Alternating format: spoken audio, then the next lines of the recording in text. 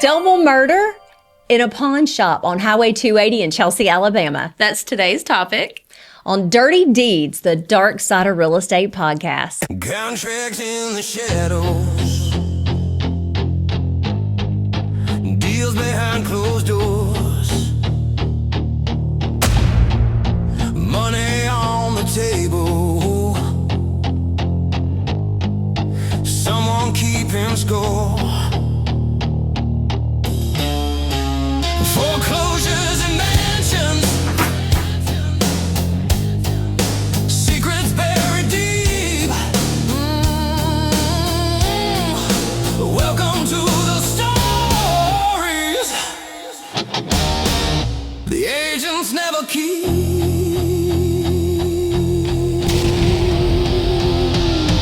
Dirty deeds in real estate, hidden lies behind the gate. Big money, broken dreams, nothing's ever what it seems.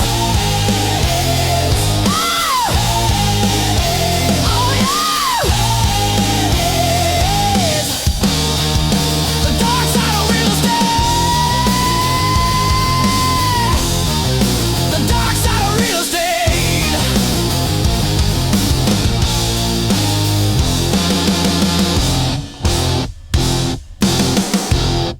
Hey, I'm Jenny Williams. So glad to be back on this podcast today. Yes, I am Kylie Moberg. We are very excited about today's topic. Yes, we are. And we've discussed this for years. Kylie has bought 2 houses for me and sold one with me. And we just have a love for true crime. And I have told her throughout the years about all the perverts, the wrongful death situations that I have been in with its murder, rape, and suicide. And today we're going to actually be talking about one of those murder situations. But before we get started, we got to get all that legal crap right out of the way. So let's just see how quickly I can read this disclaimer. Dirty Deeds Podcast disclaimer. The Dirty Deeds Podcast discusses real estate stories involving fraud, scams, agent safety issues, perverts, stigmatized properties, and unusual or alleged events associated with certain homes or transactions. The information shared in this podcast is based on publicly available reports, my personal experiences, industry experiences, or stories submitted by listeners. Some details may be altered or generalized to protect privacy. Any references to individuals, companies, or properties are presented for informational, educational purposes only. Allegations of criminal activity or misconduct referenced in this podcast are based on publicly reported information and should not be interpreted as definitive statements of fact unless confirmed by a court of law. The views and opinions expressed are those of the host and guests, just us, and do not constitute legal, investigative, or professional conclusions. Listeners should not rely on this podcast as a substitute for legal advice, professional real estate guidance. Oh, but you can do that because I am an experienced realtor, or official records. If you believe information discussed in this podcast is inaccurate or misrepresented, please contact us so that we may review and address that matter appropriately. Woo! Done! Way to go, Jenny. All right. Now let's get to the good stuff. Yes, let's do it. Let's do this. Yes. Okay. So I'm throwing this on the floor. Okay. And if you actually want to see more details about what we're talking about, then visit us on YouTube because you can see all of this glory here. Yes. All of this big mess. Yes. But Kylie, there was a situation that I told you about that I sold years ago, and it was about 25 years ago, actually. One of my beloved clients called me up, and I'll just do anything for him, but I won't do this. I ended up doing this. He called and he was like, "Hey, there's a building on Highway 280 in Chelsea." It always starts out like that. Exactly. It really does. Yeah. And it always comes from somebody you love. And, he and I, we bought lots of houses together. And he said, "It's commercial." And I'm like, "I don't know anything about commercial." And he's like, "You're going to learn. You're going to learn." I'm like, "Okay. All right. I'm up for it. I will be happy to learn." And he's like, "It's a for sale by owner. So if you'll reach out to the lady, and I think some things may have happened here. I'm not exactly sure, but I'm like, okay, well, I'll find out. Let me call her and just find out what's going on." Oh, my heavens. So remember how we talked about like the address of Gregory Street when we were talking about the alligator Yes. butcher story? So when I would say the address, if you turn here and turn there, people go, is that? And I go, yeah. And they'd hang up on me. Because people just knew. Yeah. They needed the confirmation. Well, let me just tell you, sometimes it is so good to hire an agent that is maybe not from here, maybe isn't tied up in a lot of the gossip within the neighborhood or anything like that. And I'm always that person, right? Because I'm never in the middle of a lot of neighborhood drama. Listen, though. Listen, I have to say, and I don't have to say this, but I want to say, that's why I like you as my realtor. Because you were never in the middle of the drama, but you knew what was going on. I'm like, okay, well, is this a safe neighborhood? Right. And you would be honest. You're very professional and be like, how's that neighbor? Like, like you would tell me professionally, because you know Chelsea, which is where I'm from, and that's where not where I'm from. I'm sorry, that's where I live now, and where we bought our homes from you. So I love the fact that you knew. You were in the know. Well, you have to let people self-discover sometimes. You just lead them to the right path. And we got a story coming up today about that too. Yes. But so in this particular case, he wanted me, it was a former pawn shop. It was located on Highway 280 in Chelsea, but it's really like Westover, Starrett area. Yes, I do believe the address was Westover. And if you're from the area, you'll know where, about we're talking. But if you're not from the area, there's a big highway, 280. It's huge. Can't miss it. It's the only thing between Talladega and Birmingham. That's right. It takes you down to Auburn. Yeah. Yeah. From, right into the heart, and actually goes all the way downtown to Birmingham and just to Birmingham. Yeah. But Talladega to Birmingham is where this location is. Exactly. Right. And so I love everything about 280, even this crazy story. Yeah. So he called me and he was like, all right, look, this is a former pawn shop, but, I've got an investor who wants to buy it. We're going to go in together and we're going to rent the building from him because my wife has an idea to do a furniture store here. And I said, okay, well, that's great. Okay.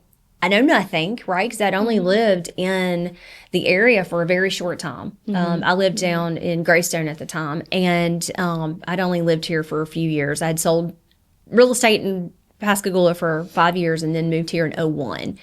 So I started like chatting it up to people going, oh, yeah, I'm going to reach out to this lady who owns this pawn shop. People are like, oh, are you serious? Oh, gosh. And I'm like, well, what do you mean? Like, yeah, I'm serious. Like, oh my God, do you know what happened there? People always whisper in the South. When we're saying something we're not supposed to, we always start whispering. Listen, I know you were friends with this man, but the fact that man did not tell you, we're gonna buy this murder property, and you said, okay, yeah. Okay. So the beauty about him is I absolutely adore him still to this day, even though the stuff he's gotten me into, Lord, Mike, it makes your life interesting. It does. He does. He always has.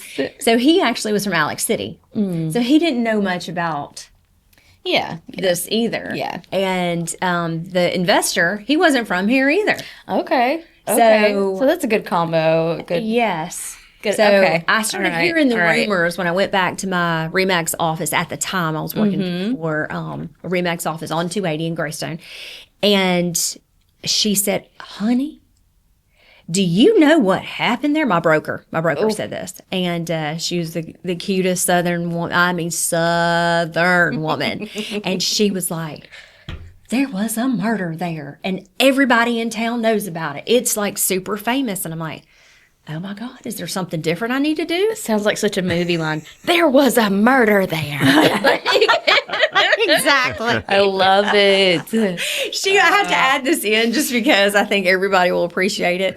We had this big office meeting one time, and these are just the different things that remind me of her. Like I can't stop thinking about when I think about her. She was actually a really good broker. We had this meeting, and she said, you can't go out drinking on town all night. And I'm like, what?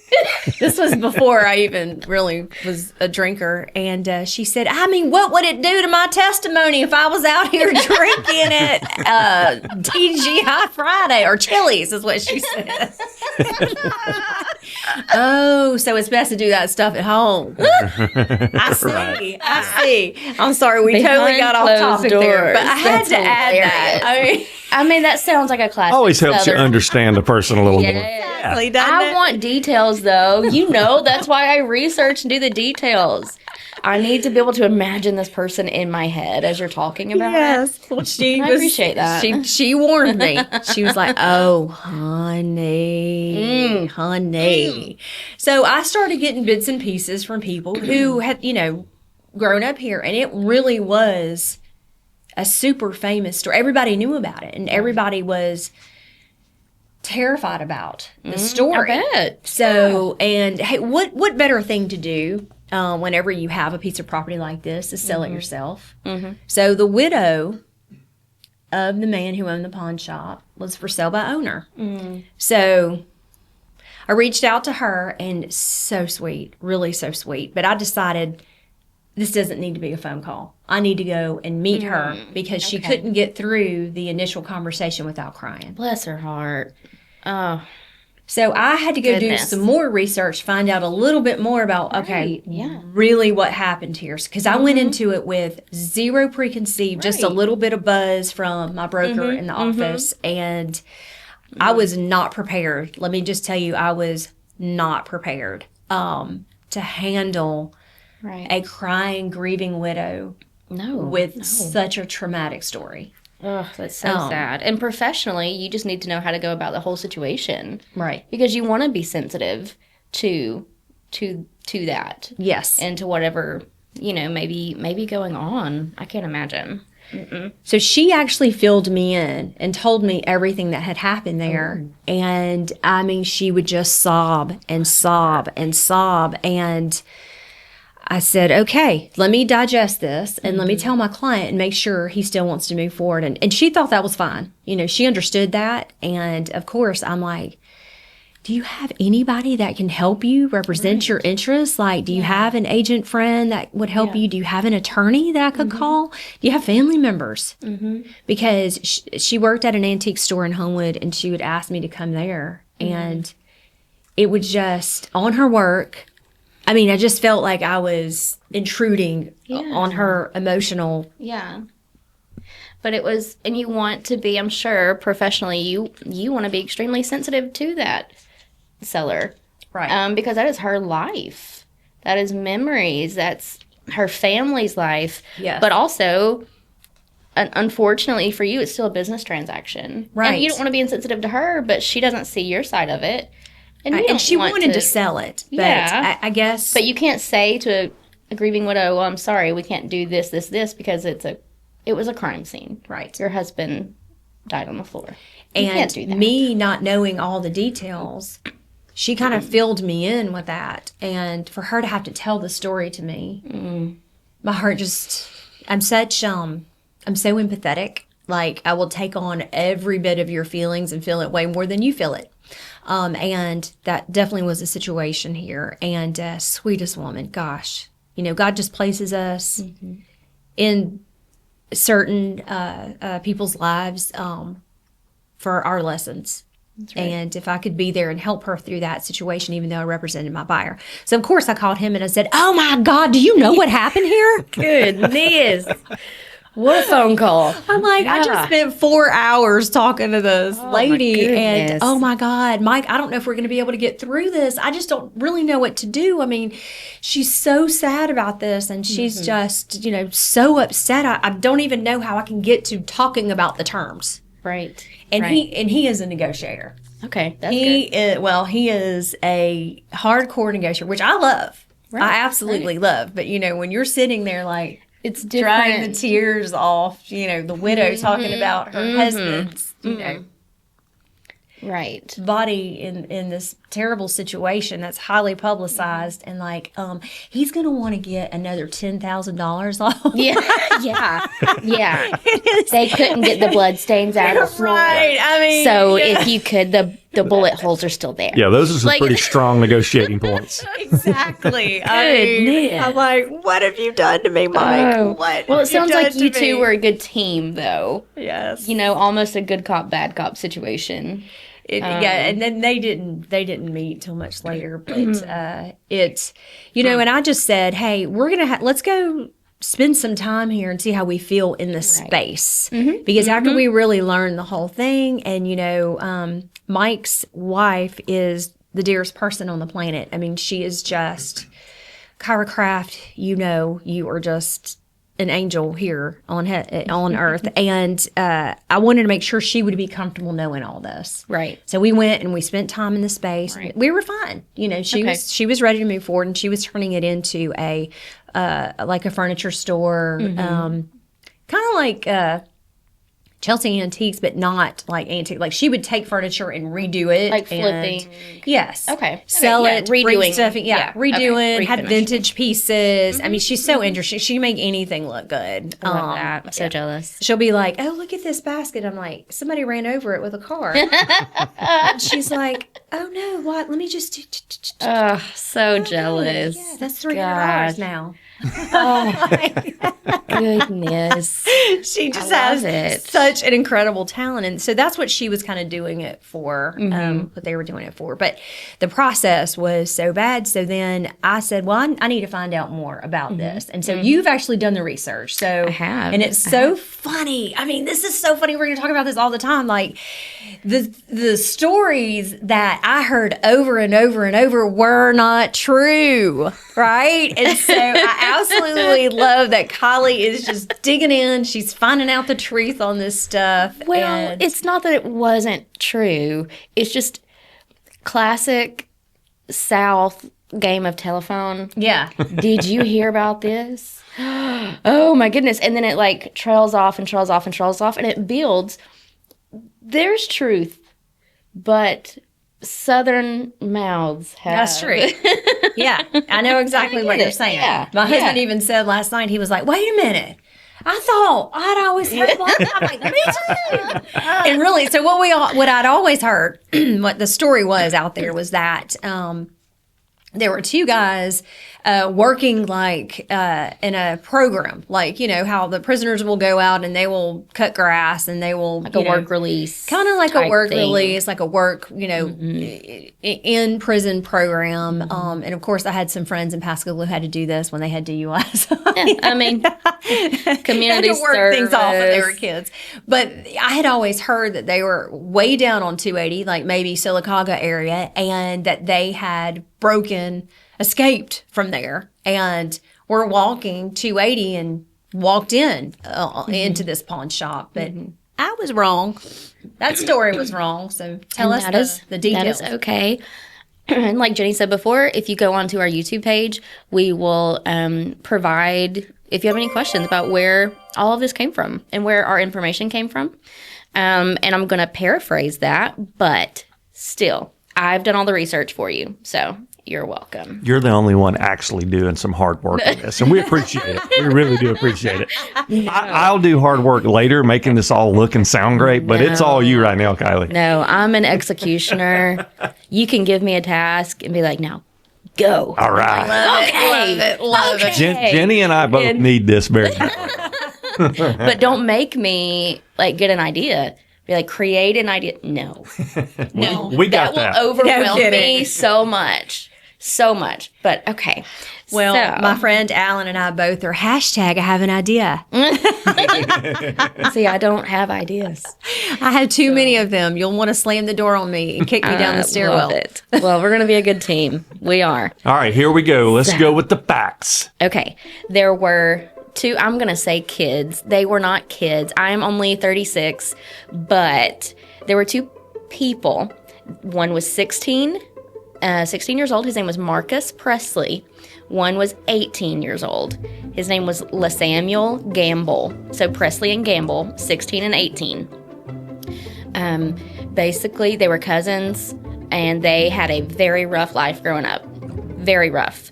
And due to Marcus Presley being 16 at the time of this pawn shop crime, a lot of his stuff is just we're not able to find it because he was a minor. He was 16. So can't recover a lot previous to this point for him. But they were cousins. They had a really, really rough life. For Gamble, the 18-year-old, at this point in his life, which was, when was that? I do believe this was July 25th, 1996. And years later, after the trial and everything, that's when Jenny came in and were looking to purchase the facility. But in July of 1996, Gamble had lived in over 40 homes due to extreme poverty. And in all of these homes, he was abused in every way possible. He had a very, very rough life. And his cousin, Presley, may have, it didn't say, but I would imagine it was probably similar. They were both Birmingham natives. So if you're familiar with the area, you are aware. But basically, Jefferson County, right? They were around the Bessemer area for the most part. But the main crime at this point in July, they had been involved in at least 5 other crimes, and they were 16 and 18 years old. So they confessed to at least 5 others.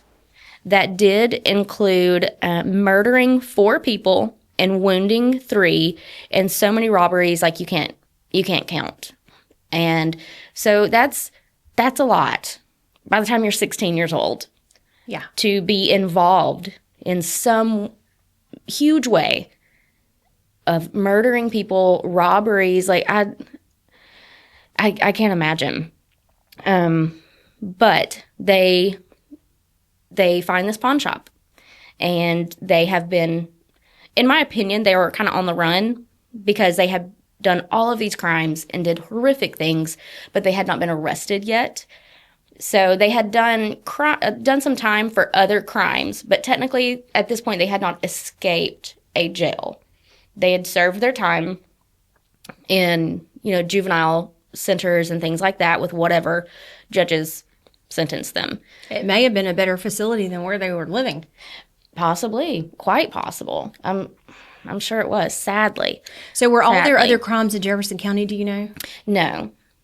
It had been in and out of Alabama. Right, because at the time of the crime, and this was before you lived here, at the time, this was way out in the middle of nowhere. This was way out random 280. I mean, even when I sold it, it was still way out random 280 because Chelsea Park didn't exist. Right. This is a little bit down from Chelsea Park, but it was out there. Right. There's nothing out there, not much out there now. Right.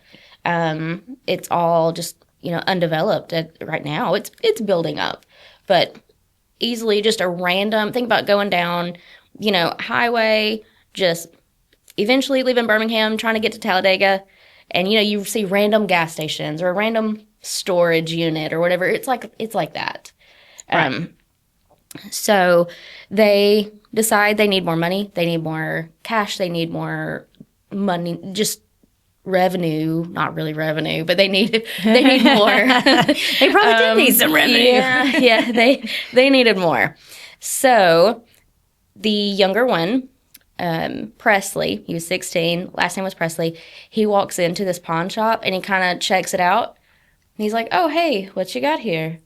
Oh, that's nice." And there were 2 people inside this pawn shop. The owner, John Burleson, who was 42 years old, and his store manager, Janice Littleton. She was a longtime employee of the Burlesons and John's pawn shop, a really good family friend.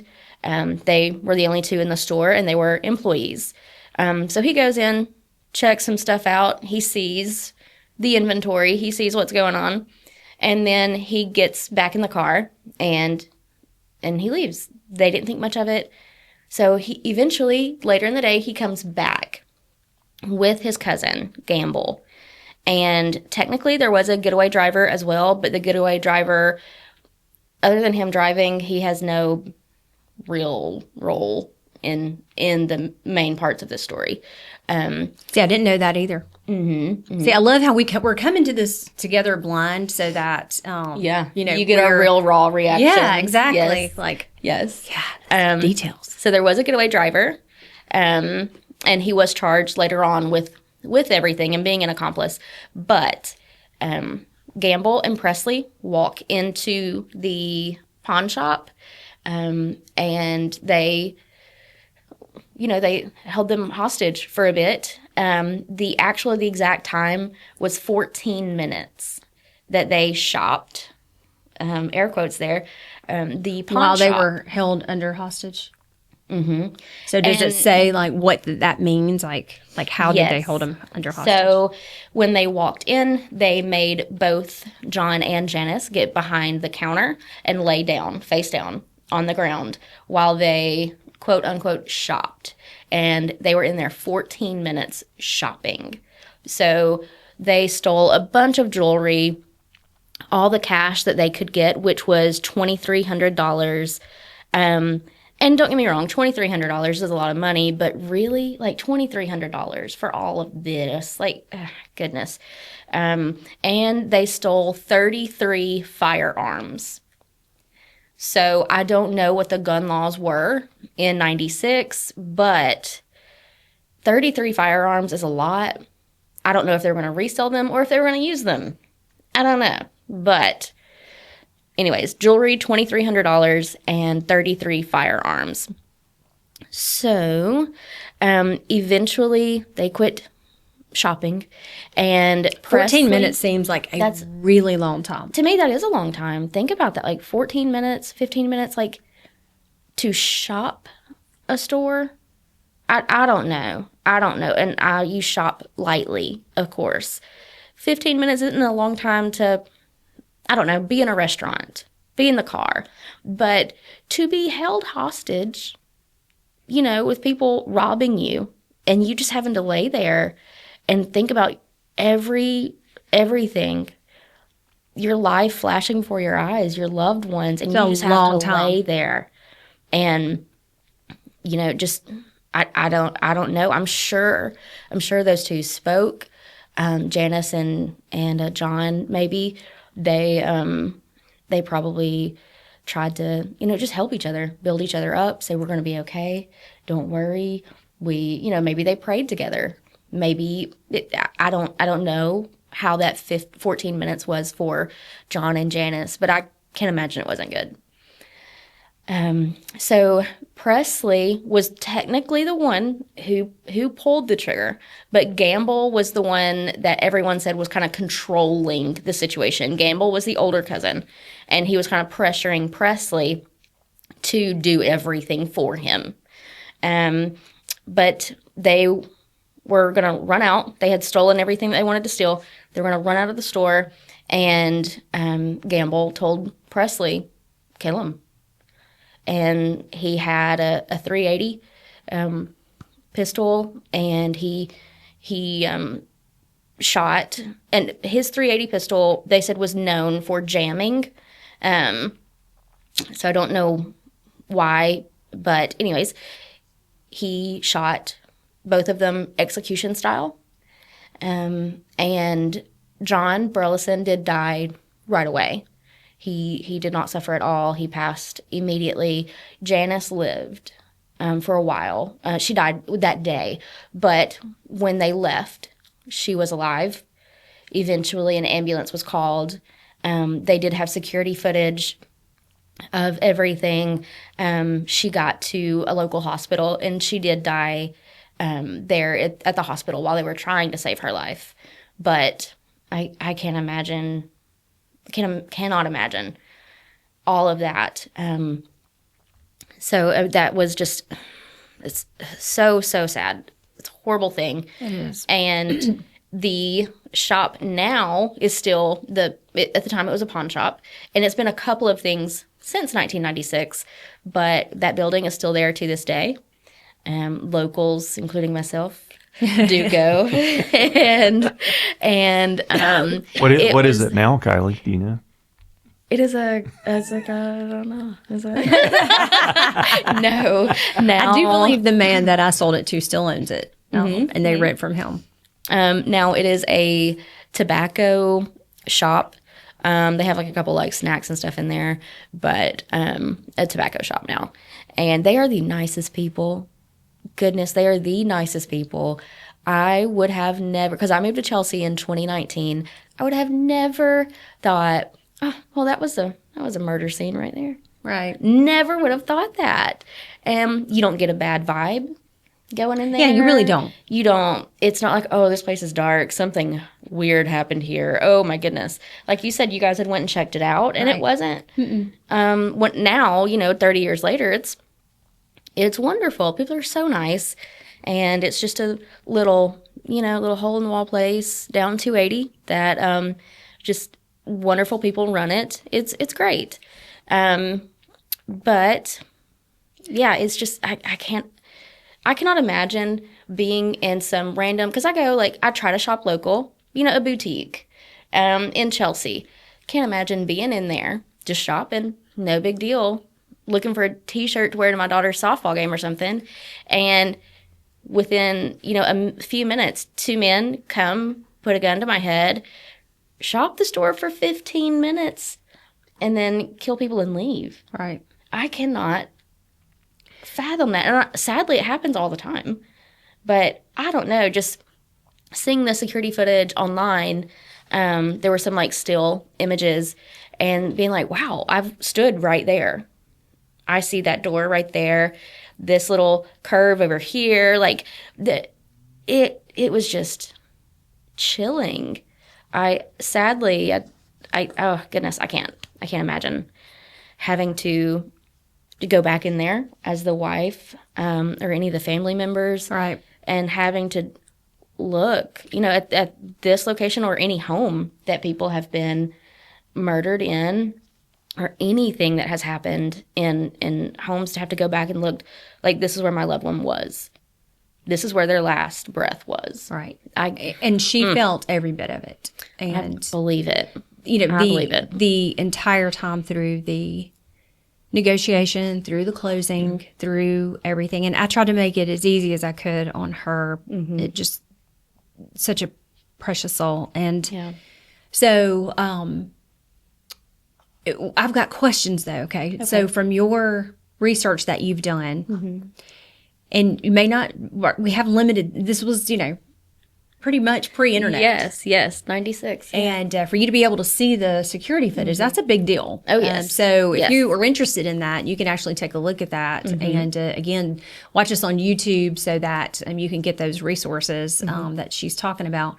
But how did an ambulance get called? It's a great question. Yeah. Like, I have so many questions. Like, this really was out in the middle of nowhere at the time. Oh, like, yeah. If these people left, who called? I mean, you got to assume another customer or somebody well, just technically, came in. Janice was alive. So I don't know if she was alive and alert enough to call an ambulance. I don't know. But keep in mind, they were laying there almost 15 minutes. Right. So just because of all the true crime I've watched, all the movies, what if they snuck the landline down while they were on the floor, called 911, and just let it, like, play to the dispatcher? Yeah. I don't know. I don't know exactly. This is Kylie's opinion only. Listen. Well, I've there's got no theories. telling. No, And we're all thinking, man, I think I could have gotten a gun. I could have Right. done something. Right. Well, that's you the don't thing. know until You you're in that don't kind of know. situation. You're paralyzed. that's what I was thinking too, because they were laying there on the ground, surrounded by guns. The men stole 33. Right. Well, I'm sure as the owner of a pawn shop, this wasn't his first rodeo. Right. I'm sure he has been put in a position before, and he probably he could feel it out what he needed to do. I agree. I mean, and in most of those situations, they just say, give them whatever they want. Just Right. give them whatever they want. Because it's not worth Right. whatever it is that they Right. want. I agree with that. and it wasn't. No. They took 2 lives for $2,300 and 33 guns to go do more. These were not rational people. No, they're not. That's our problem. We're rational. We're trying to thinking about it as like, who would do that? But Yeah. Well, and I always have the question. I have so many questions. That was the first one. Like, how was an ambulance called? How did they know a crime happened? Because this, I mean, It's the middle of nowhere. and I mean, like you said, Philip. Okay, the next customer. What did they walk into? right. Yeah. And we didn't have cell phones. No. So you had to borrow the phone there. I would have been so freaked out. I would have been out the door driving to someplace Yes. to get attention from the police somehow. But those are just questions that I have. And what hospital did she go to give her a chance? Because Right. we didn't have Grandview at the time. I mean, did you have to go all the way to Brookwood or did you go back over to Sylacauga? Like, I mean, I have these questions. It is a long way to a hospital at that time from this location. That's true. I mean, there are just so many things stacked Shelby against, County, and maybe? I'm so upset about this. Yeah. Yeah. And can you imagine, Janice really might have thought, I'm going to make it. I'm going to make it. She got in an ambulance. And I'm glad that she had the time that she did. Right. I cannot imagine. If she was conscious, we don't know those things. We're Right, having to fill right. in those blanks. But yeah, those are the questions that I have, and having stood right there in the middle of that many times. And I have to say that when Kyra took it over and made it a furniture store. Let's go back to closing. I do remember that there was a huge safe in the place that weighed a ton. And she had to hire a special crew to come and get rid of it. And I remember us all being there after closing or walk through, and we were waiting for the crew to come to get the safe. Was it like a big gun safe? It was just one of those huge wall, floor to ceiling safes. And I think it weighed over 1,800 pounds. Oh, my goodness. Yeah, it was a really big deal to get that. And then I remember Kyra just talking about all her plans of what she was going to do to make it look different, have a different feel, and she really did. I mean, out there, it was a bright and happy place to go to, and I used to drive out there once a week to try to convince her to join me in real estate. And finally, I wore her down. You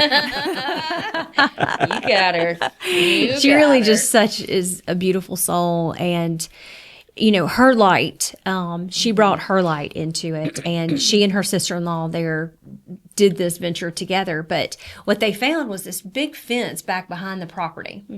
And inside that fence, they planted a European garden.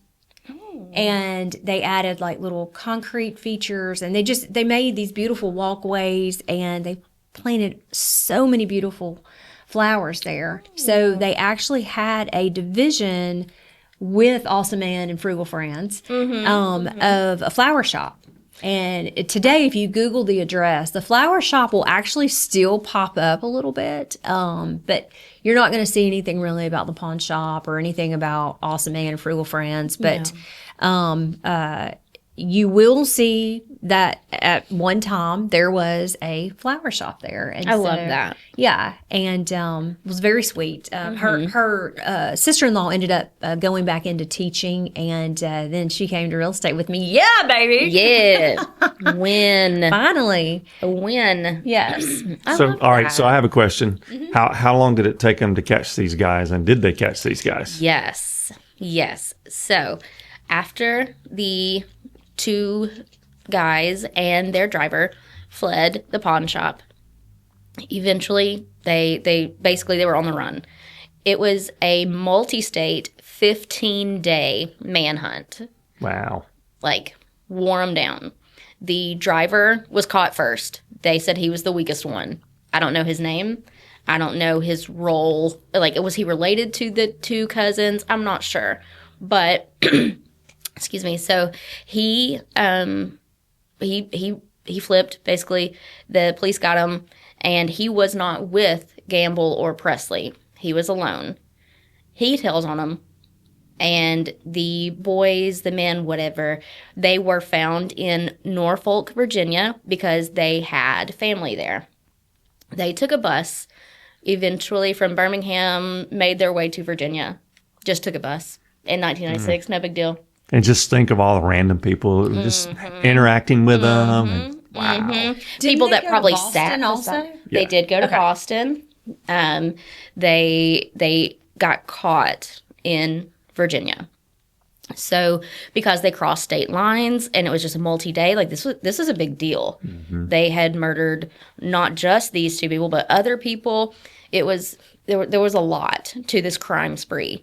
So once they were extradited back to Alabama, they of course were investigated and just put through the ringer as they should be. One little detail that I love, because I love details, but there was also a string of crimes and robberies in Mississippi. Lord, here we go. I know it. Here we go. Listen, we're going to talk about Mississippi a lot.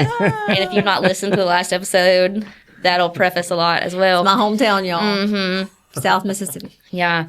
So there were just a lot of details from these crimes in Mississippi that would have, I think, in today's society and with the technology we have, they would have been charged with these crimes because they looked very, very similar to the people that were actually convicted, and it was the same gun. It was a 380 that kept jamming. And so how they know it kept jamming is because you would have to pull one out of the chamber, clean it up a little bit, and then you put it back in there. So that shell, like it's going to be on the ground. It's going to be unshot. Unfired, yeah. Yes. So they said, "Hey, did you guys do these Mississippi jobs too?" And they were like, "Oh, no, but we did this, we did this, we did this, and we did this. But no, we didn't touch Mississippi."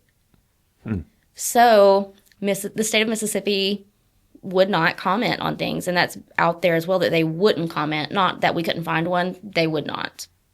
They did, arrest someone for that, for all those crimes, but the similarities were just uncanny of the things that they looked alike. It was the same MOs, like just, it was crazy.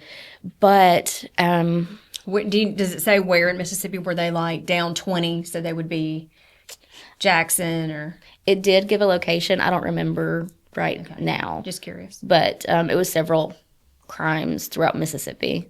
But they had talked about Kentucky, Alabama, Virginia. They would jump off a bus, go rob somebody, and just jump back on. No big deal. Wow. And that was for 15 days after the pawn shop. But remember, there were crimes before the pawn shop that, number one, they did do time for as juveniles, but then they got out as juveniles and did more crimes. So, and then they did the pawn shop. Like, I cannot imagine, because I'm a Southern mama, I want to be like, who's your mama? Who is she? What is she doing? Where's your mom at? I'm gonna be like, why are you the way you are? Like, these people have done nothing to you. Right. Well, They've done nothing. you kind of explained a little bit of that. 40 homes. Yeah. Yes. I mean, he was abandoned 40 by homes and abused, and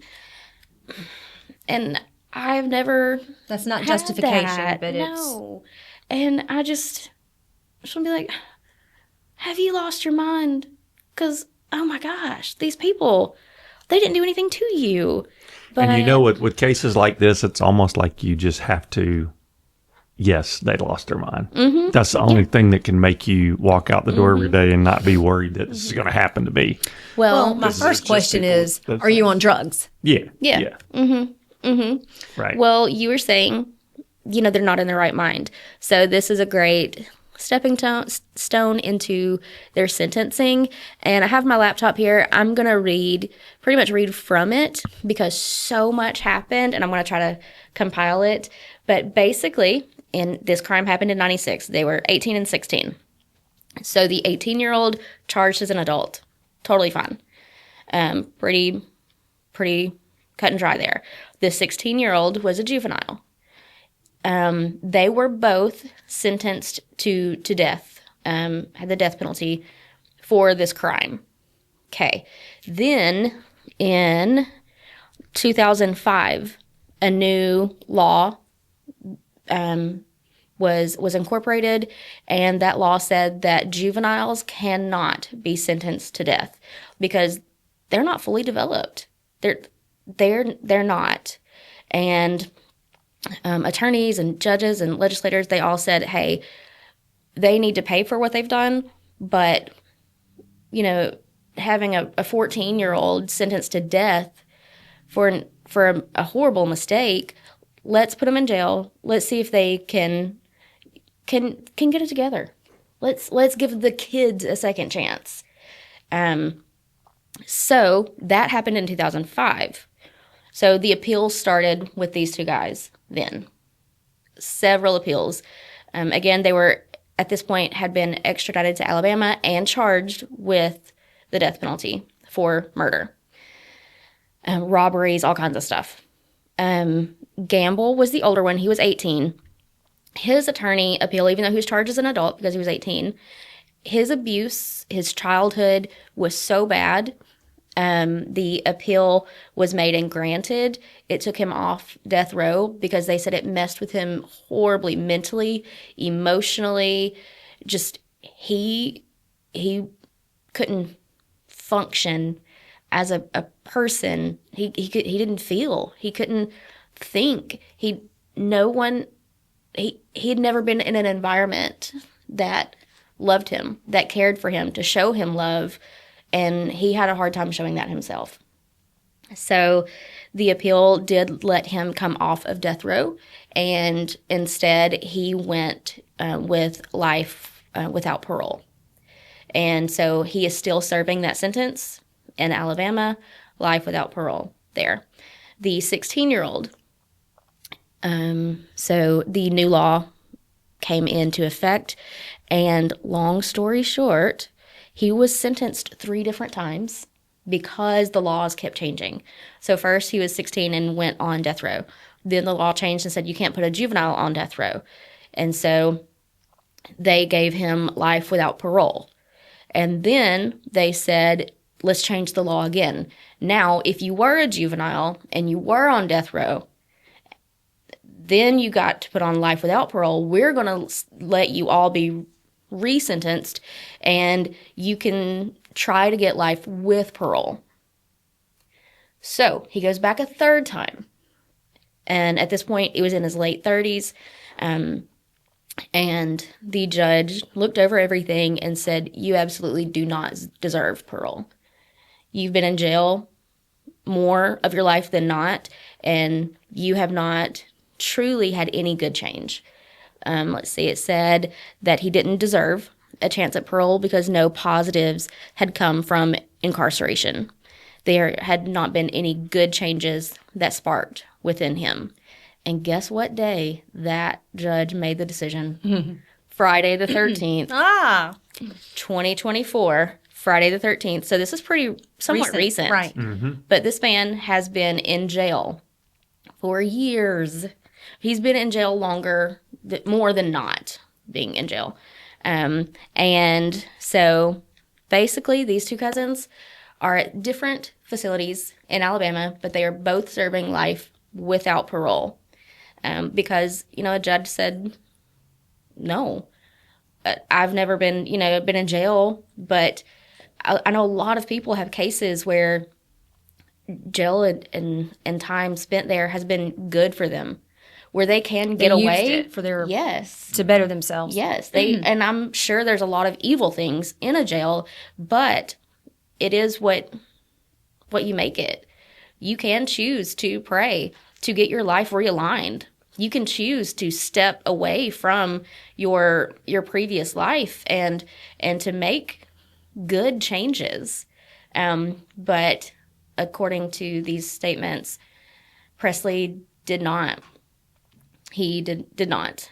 And again, I don't know what their childhood was like exactly, but not good. Safe to say, not good. Was not good. Not Right. good. And he may not have even had a good role model to say, you know what, I want to be like you. I want to turn my life around, you know, to have a good moral compass. Some people just don't have it.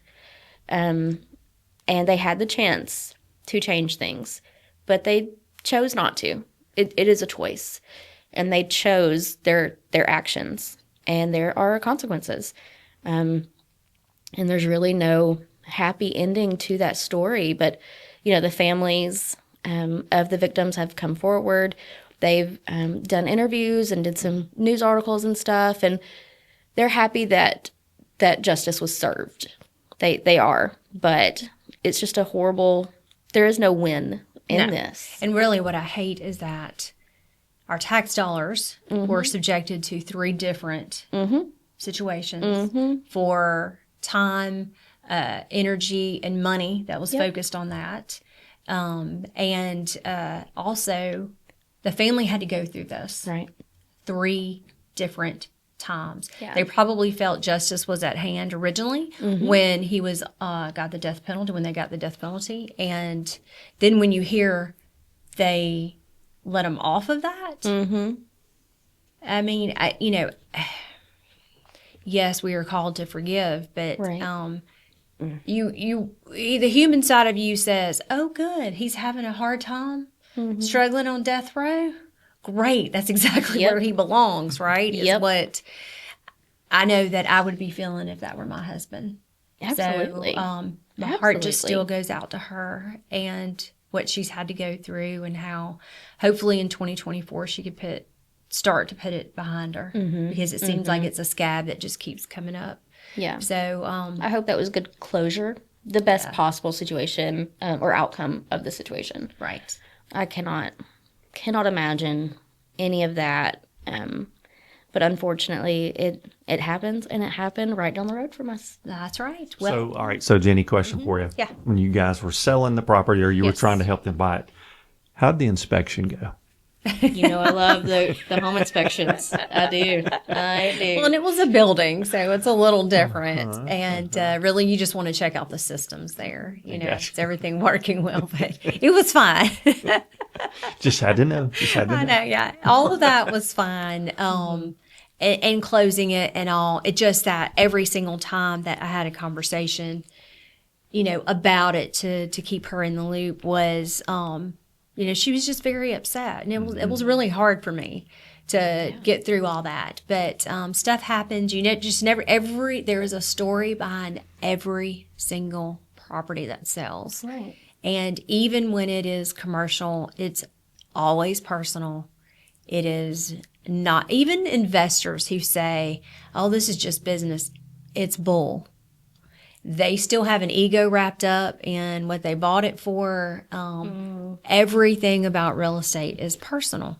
It's personal. It's very rarely do I see that it is just numbers and cents, even from investors, even on commercial. And this is far different, right? This is during that time frame where I definitely was your wrongful death realtor. Yet again. But let me just say, I have extreme respect for Miss Burleson and everything that she has gone through, and she deserves peace in her life and some Jesus for sure. That's right. And the Littleton family as well, Janice's family. Absolutely. As well. And I know that you weren't in contact with them. Right. Because they technically, you know, they weren't owners, but still, just to cover that whole Well, but group. she actually kept her memory alive with me and mentioned her throughout the closing process. So, Yeah, so that sticks with you a lot more. Yeah. And so I completely understand that. yeah, it does. So, you know, if you do know them, send them love, because that's what we feel for them for sure. Yes. So, all right. Well, make sure you take a look at us on YouTube and download those episodes. If you have a story that you want to share with us that has to do about real estate and a real estate transaction, then definitely send it our way. We want to know about it. And Kylie's going to dig in and do the research. I sure and will. of course, I just like to throw my personal experience and opinion in there, and you know, share anything I can about the legalities of of the real estate and the process of it itself on selling these certain things. And one thing I want to let you know is that it is not illegal to withhold information about what happened at a property, a stigmatized property. We do not have to disclose that. So if you have ever heard of something maybe happening in a property that you're interested in buying, then ask a direct question. We have to answer a direct question. But we do not have to advertise, hey, everybody, Right. let me tell you what happened here. Right? We don't have to do that. So ask questions, if it matters to you. Some people, again, it doesn't matter. Some people there's no way and they're going to, go through with that. And other people are like, yes, I'm only buying it because of this story. So every single property will sell no matter what.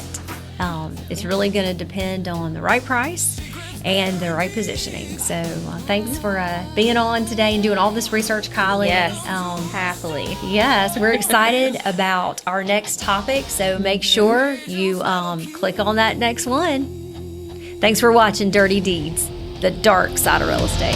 Dirty deeds in real estate. Hidden lies behind the gate. Big money, broken dreams. Nothing's ever what it seems. Oh yeah. The dark side of real estate. The dark side of real estate.